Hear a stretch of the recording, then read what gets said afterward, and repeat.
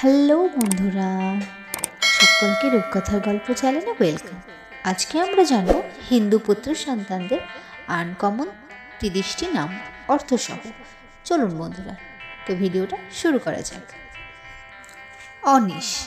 Anise নামের অর্থ কাছের বন্ধু বা সাথী। অবি। অবি নামের অর্থ সূর্য ও হাওয়া।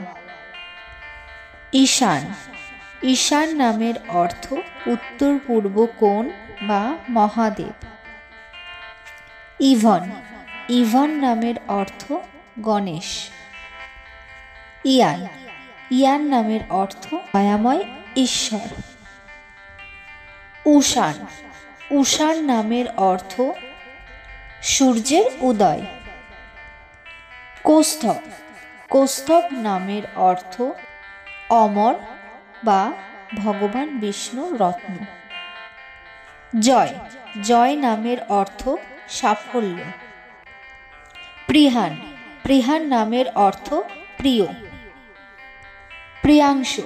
প্রিয়াংশু নামের অর্থ কোনো মানুষের প্রিয় অংশ। জগজিৎ। জগজিৎ নামের অর্থ বিশ্ব বিজেতা। তনুজ। তনুজ নামের অর্থ উজ্জ্বলতা বা আদুরে। তিয়াস।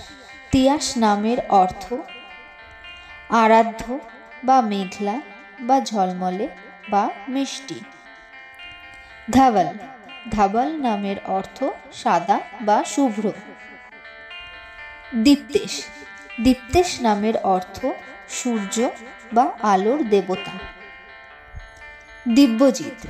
দিব্যজিৎ নামের অর্থ ঐশ্বরিক জয়।